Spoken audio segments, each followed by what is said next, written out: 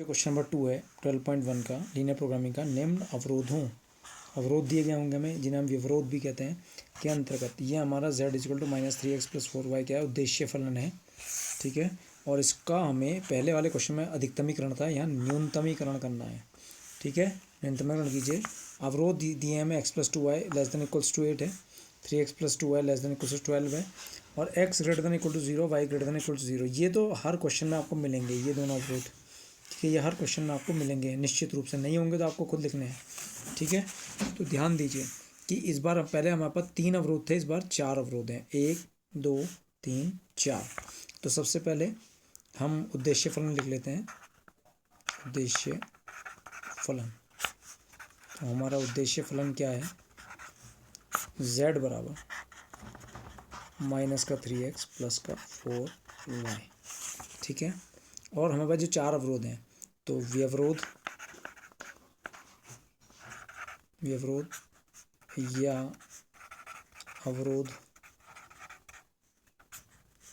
अवरोधों या इनको असमीकाएं बोलते हैं। असमीकाओं को समीकाओं में बदलने पर, समीकाओं में चेंज करने पर, बदलने पर। तो पहला अवरोध है हमारे पास x+2y <= 8, लेस देन का साइन हट जाएगा, x+2y बराबर 8 आ गया, बराबर 8, ये फर्स्ट हो गया। दूसरा है 3x+2y <= 12, तो 3x + 2y क्या है, <= 12 है, तो = कितना आ गया, 12। ये हमारा दूसरा अवरोध हो गया। तीसरा है x > 0 और y > 0, तो ग्रेटर देन का साइन हट गया, x बराबर 0। ये तीसरा अवरोध, तीसरी असमीका आ गई। x बराबर 0 किसका समीकरण होता है, ये y अक्ष का समीकरण हो गया। ठीक है, और चौथा है y > 0, y बराबर 0, नंबर 4 हो गया। और y बराबर 0 किसका समीकरण होता है, x अक्ष का समीकरण। ठीक है, इसको ध्यान से देखिए आप, ये हमारी ये 4 असमीकाएँ समीकाएँ आ गई हैं, रेखाएँ आ गई हैं। x+2y बराबर 8, 3x+2y बराबर 12, x बराबर 0, y बराबर 0। तो अब हम इन दोनों रेखाओं को ग्राफ पर प्लॉट करेंगे। कहाँ प्लॉट करेंगे, ग्राफ पर प्लॉट करेंगे। तो कैसे प्लॉट करते हैं कि x का मान 0 रखते हैं तो y का मान आ जाता है, जब y का मान 0 रखते हैं तो x का मान आ जाता है। 2 बिंदु मिल जाते हैं हमें, एक x अक्ष पर मिलता है और एक y अक्ष पर मिलता है, और दोनों को मिलाने पर वो रेखा हमें मिल जाती है। वही काम हम इसमें करने जा रहे हैं। तो देखिए, रेखा 1 क्या है, रेखा 1 x+2y बराबर 8 में पहले y बराबर 0 रखता हूँ। y बराबर 0 रखने पर, जब मैं इसमें y बराबर 0 रखूँगा तो 2 × 0 0 हो गया, तो x बराबर कितना मिलेगा, 8 रखने पर x बराबर 8 प्राप्त होता है। तो इस बिंदु को हमने a मान लिया। बिंदु a के निर्देशांक आ गए हमारे पास 8,0, क्योंकि y का मान 0 रखा हमने, x कितना मिला, 8।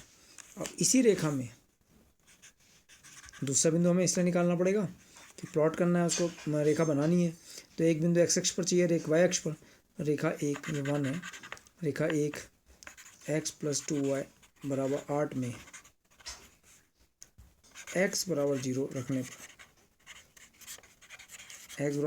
पर, जब मैं इसमें x बराबर 0 रखूँगा तो 2y बराबर 8, यानी कि y की वैल्यू 4 रखने पर y बराबर 4 प्राप्त होता है। y बराबर 4 प्राप्त हुआ।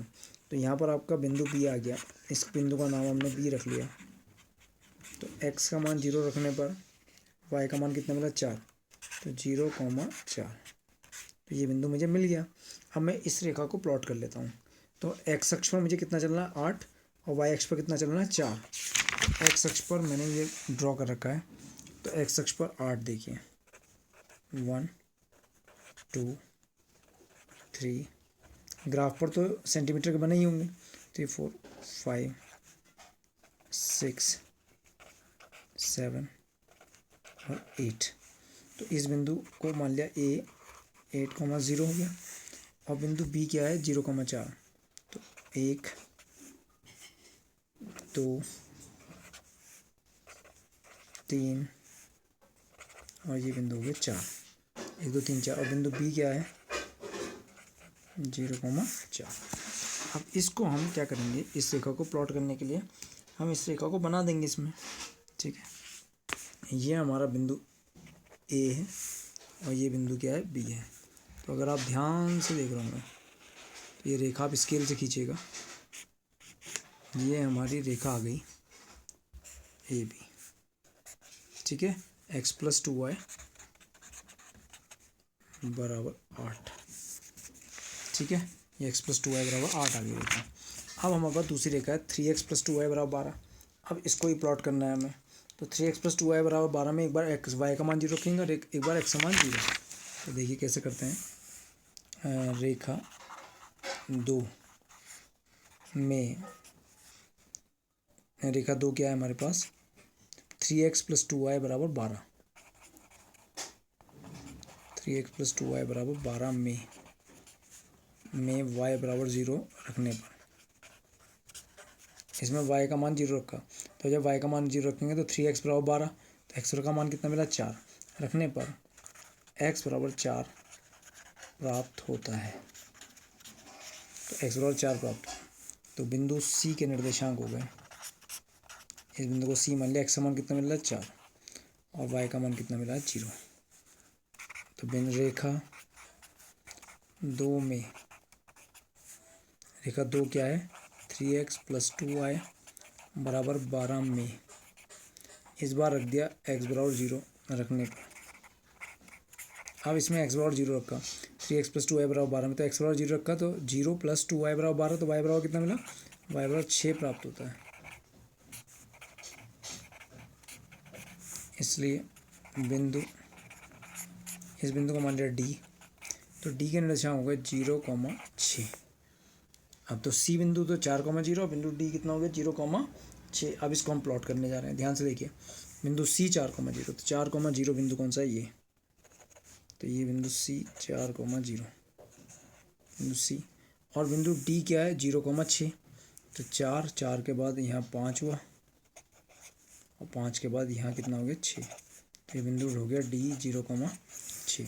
अब हम इस D बिंदु को किससे मिला देंगे, C बिंदु से। यहाँ C बिंदु देख रहे हैं, तो ये D बिंदु को अब हम C बिंदु से मिलाने जा रहे हैं। ये D है, ये C बिंदु से हमने इसको मिला दिया और ये रेखा आ गई 3x + 2y = 12, ठीक है। ये रेखा 3x + 2y = 12 आ गई। अब आपने क्या देखा कि इन दोनों रेखाओं ने किसी ना किसी बिंदु पर काटा, प्रतिच्छेद करा, इंटरसेक्ट करा। तो इस बिंदु को मान लिया M, कि मान लिया कि दोनों रेखाएं एक बिंदु M पर प्रतिच्छेद करती हैं। तो इसको हम लिखेंगे माना रेखा 1 तथा रेखा 2, रेखा 1 तथा रेखा 2 बिंदु M पर प्रतिच्छेद करती हैं। अब इस प्रतिच्छेद बिंदु को निकालना है, तो हेडिंग डाल देंगे आप प्रतिच्छेद बिंदु M, इसको ज्ञात करना है। तो इसको ज्ञात करने के लिए हम दोनों रेखाओं को लिखेंगे। तो पहली रेखा x + 2y = 8 है और दूसरी रेखा है 3x + 2y = 12। 3x + 2y = 12 है, x + 2y = 8 और 3x + 2y = 12। तो ये हमारी पहली रेखा हो गई, ये हमारी दूसरी रेखा हो गई। इन दोनों को हम क्या करेंगे, घटाने पर ऑन सब्ट्रैक्टिंग, घटाने पर ये चिन्ह बदला, ये माइनस का हो गया और ये प्लस का 12 है, माइनस का 12 हो गया। 2y से 2y कट गया और फिर माइनस का 2x बचा और माइनस के 4। तो x का मान कितना आ गया 2 और y की वैल्यू देखिए, इस x के मान 2 को समीकरण 1 में रख दिए। तो रेखा 1 से x + 2y = 8, 2 + 2y = 8, 2 को उधर ले गए तो 2y = 6, तो y बराबर आ गया 3, y बराबर कितना आ गया 3 आ गया, ठीक है। तो बिंदु M के निर्देशांक आ गए, बिंदु M के निर्देशांक आ गए 2,3, ठीक है। तो ये बिंदु M के जो निर्देशांक हैं 2,3। अब मैं आपको कुछ बताना चाह रहा हूँ, ध्यान देखना। ये हमने क्योंकि ग्राफ पे तो बना नहीं रहे हैं, जब हम कॉपी बना रहे हैं, लेकिन जब आप ग्राफ बनाओगे तो ये बिंदु M जो है बिल्कुल 3 के सामने होगा, 3, और ये बिल्कुल 2 के नीचे होगा। देख रहे हो, बिल्कुल 2,3 बिल्कुल वहीं होगा, 2,3 पर बिल्कुल ऐसे दिखेगा आपको जब आप ग्राफ कॉपी पे इसको बनाओगे। ठीक है, तो अब सबसे ये तो हमने सब निकाल लिया, परिचय बिंदु में निकाल लिया, दोनों रेखाओं को ही प्लॉट कर लिया। अब जो हमारे इन रेखा का क्षेत्र है, ये x+2y बराबर 8 का क्षेत्र, और ये 3x+2y बराबर 12 का क्षेत्र, इसका क्षेत्र पता करना है। ठीक है, तो कैसे लिखेंगे? अवरोध, पहला अवरोध क्या है? x+2y, दोनों अवरोधों में लेस देन इक्वल्स टू, दोनों में लेस देन है 2y less than equals to 8 में मैंने क्या बताया था? अवरोध, इसका क्षेत्र कैसे पता चलेगा कि इसमें इस ये रेखा जो आपको पर्पल कलर से दिख रही है, इसका क्षेत्र पता करना है कि इसका क्षेत्र मूल बिंदु की ओर है या इसका क्षेत्र ऊपर की ओर है। तो वो पता करने के लिए आप क्या करेंगे कि इसके नीचे किसी बिंदु को रख देंगे, इस रेखा के नीचे किसी बिंदु को। लेकिन हम मोस्टली करते क्या है कि मूल बिंदु 0,0 को ही रखते हैं अपनी आसानी के लिए, अपने ईजीनेस के लिए रखते हैं, और वैसा कोई और कारण नहीं है। में x बराबर 0 तथा y बराबर 0 रखने पर, तो इसको रखा तो 0 + 2 × 0 0 लेस देन इक्वल्स टू 8, तो 0 लेस देन इक्वल्स टू 8, और 0 8 से क्या होता है? छोटा होता है, जो क्या है? सत्य है, जो सत्य है। इसलिए रेखा x+2y बराबर 8, वहाँ तो अवरोध से पता चलेगा कि क्षेत्र कहाँ है, लेकिन रेखा का क्षेत्र, अब यहाँ तो रेखा ही लिखनी पड़ेगी, यहाँ अवरोध लिखा था। x+2y बराबर 8 का क्षेत्र रेखा पर मूल बिंदु 0,0 की ओर होगा। ठीक है, तो रेखा आपने देखा, ये x+2y बराबर 8 रेखा दिख रही है, तो इसका क्षेत्र देखिए, ये मूल बिंदु की ओर इसका क्षेत्र हमने बना दिया, ये मूल बिंदु 0,0 की ओर हम इसका क्षेत्र बनाते चले जा रहे हैं। कौन सी वाली रेखा है? ये वाली रेखा है, x+2y बराबर 8 रेखा, इस वाली रेखा का क्षेत्र। ठीक है, अब हमें ये जो ऑरेंज कलर से रेखा दिख रही है, CD रेखा का क्षेत्र, हमने AB रेखा का क्षेत्र देख लिया, अब हमें CD रेखा का क्षेत्र चाहिए। तो उसके लिए हमें क्या करना पड़ेगा कि CD का अवरोध पता देखना पड़ेगा। तो CD का अवरोध है, अवरोध 3x+2y less than equal to 12, 3x+2y less than equal 12 में इसका अवरोध पता करने के लिए क्या करेंगे हम कि ये जो CD रेखा दिख रही है आपको, इसके नीचे बहुत सारे बिंदु हैं, कोई भी ले सकते हैं, 1,0 भी, 2,0 भी, या 0,1 भी, 0,2 भी, और 1,1 भी है, 2,2 भी है, लेकिन हम किसको लेंगे? मूल बिंदु 0,0 को, अपनी आसानी के लिए। में x बराबर 0 तथा y बराबर 0 रखने पर, तो x बराबर 0, y बराबर 0 रखा, तो 3 × 0 0 और 2 × 0 0 और लेस देन 12, तो 0 लेस देन इक्वल टू 12। तो जो क्या है? सत्य। 0 जो है 12 से छोटा ही होता है, तो जो सत्य है। इसलिए अवरोध से पता चलेगा रेखा के क्षेत्र। सो रेखा 3x+2y बराबर 12 का क्षेत्र रेखा पर भी होगा, क्योंकि इक्वल का साइन भी है ना, less than equals to, less than भी इक्वल, रेखा पर मूल बिंदु 0,0 की ओर होगा। अब आप इस वाली रेखा का क्षेत्र देख रहे हैं, तो इसका क्षेत्र भी मूल बिंदु 0 को, ये मैंने ब्राउन कलर से कर दिया है इसको। ठीक है, ध्यान से देखते रहिए। ऑरेंज वाली रेखा, ये सॉरी ऊपर नहीं जाना है, जी ऑरेंज वाली रेखा। ठीक है, अब हमें सुसंगत क्षेत्र मिल जाएगा, क्योंकि यही बता देगा कि जो क्षेत्र है, क्योंकि हमें कहाँ नहीं जाना। देखिए ये पार्ट भी दिख रहा है एक, तो इसके अंदर रेड लाइन नहीं है, रेड और ब्राउन कहाँ पर है? OB, ये बिंदु कौन सा है? B, M के बाद C, इधर नहीं गया, इधर कहीं पर ब्राउन लाइन नहीं है इसके अंदर। तो O के बाद कहाँ गया, बी, ये बिंदु बी है, ओ बी एम, एम के बाद सी ओ। लेकिन अभी हमें दो क्षेत्र और देखने हैं, एक्स बराबर 0 यानी कि वाई अक्ष का क्षेत्र। तो देखिए लिखेंगे, इनको तो क्या लिखना ही पड़ता है, एक्स बराबर 0 अर्थात वाई अक्ष का क्षेत्र, क्षेत्र वाई अक्ष पर प्रथम चतुर्थांश में, प्रथम चतुर्थांश में आगे की ओर, आगे की ओर, प्रथम चतुर्थांश में आगे की ओर का मतलब दाईं ओर, दाईं ओर आगे की ओर होगा। तो इसको बनाने के लिए अब हम रेड कलर का यूज़ कर लेते हैं। तो ये वाई अक्ष क्षेत्र, ये वाई अक्ष है, तो ये ध्यान से देखिए आप,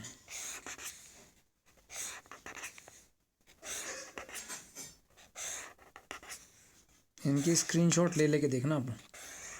तो देखो ये रेड भी इसी के अंदर आ रहा है, मतलब रेड और ये हमारा रानी कलर हो गया और ये ब्राउन कलर हो गया, तो ये इसी क्षेत्र के अंदर आ रहे हैं, ओ बी एम सी ओ। इधर वाले में नहीं जा रहा है, ए की तरफ नहीं जा रहा है और ऊपर डी में भी नहीं जा रहा है। अब एक और रह गया, वाई बराबर 0 अर्थात, वाई बराबर 0 क्या होता है, अर्थात एक्स अक्ष का क्षेत्र, जो कहाँ होगा, एक्स अक्ष पर प्रथम चतुर्थांश में, प्रथम चतुर्थांश में फर्स्ट क्वाड्रेंट में ऊपर की ओर होगा, ऊपर की ओर होगा। और इसको बनाने के लिए हम ब्लैक कलर का यूज़ कर लेते हैं, ठीक है, एक्स अक्ष क्षेत्र को। तो यहाँ पर आप देख रहे होंगे ये हमारा एक्स अक्ष क्षेत्र हो गया, बहुत ध्यान से देख रहिए।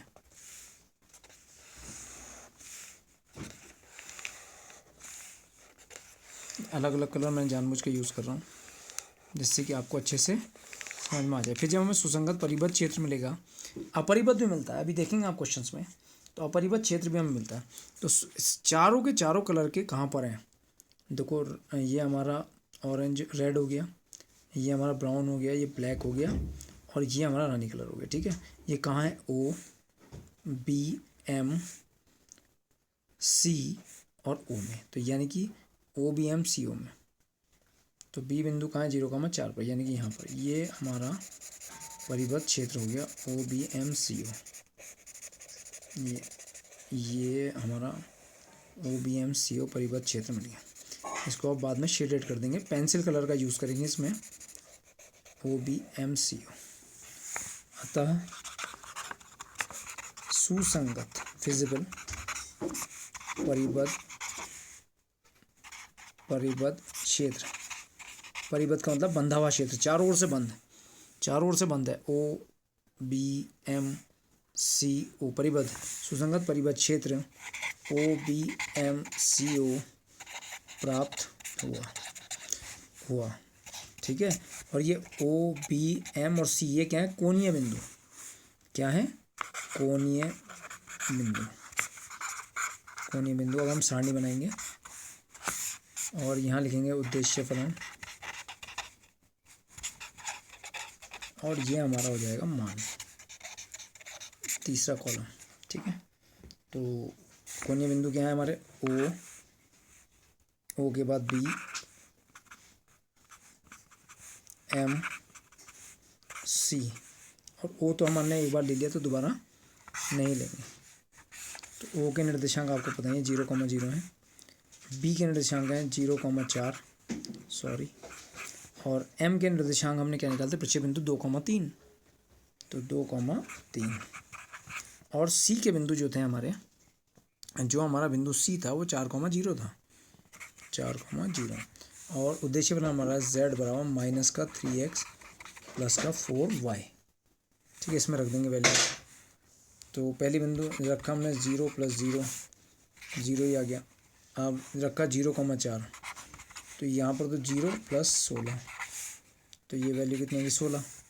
तीसरा बिंदु 2,3 है, तो z बराबर 2,3 माइनस का 3 दूनी 6 हो गया, -6, 4 3 12, 12 में से 6 घटाएंगे 6 हो गया। और चौथा बिंदु है हमारे पास 4,0, तो 4×3=12 माइनस के 12 प्लस के 0, तो माइनस के कितना आ गया 12। तो अब हमें न्यूनतमीकरण करना है, तो न्यूनतमीकरण में -12 सबसे छोटा मान है, तो यहाँ लिख देंगे न्यूनतम। क्या लिख देंगे यहाँ पर हम? न्यूनतम मान है। किस पर आया न्यूनतम मान? कौन से बिंदु पर आया न्यूनतम मान? 4,0 पर इसका मान -12 है। तो अतः z का न्यूनतम मान बिंदु 4,0 पर -12 है। z का न्यूनतम मान किस पर है? बिंदु -4,0 पर है। कौन से बिंदु पर? 4,0। अतः अब जो बिंदु 4,0 है तो x का मान 4, y बराबर 0, तो अतः x बराबर 4 तथा y बराबर 0 पर हल सुसंगत है या सुसंगत हल है? फिजिबल सॉल्यूशन है, सुसंगत हल है। तो मेरे ख्याल से तो ये आपको समझ में आ जाना चाहिए। एक बार चित्र को और आप ढंग से देख लीजिए, स्क्रीनशॉट लेकर इसका अच्छे से करिएगा।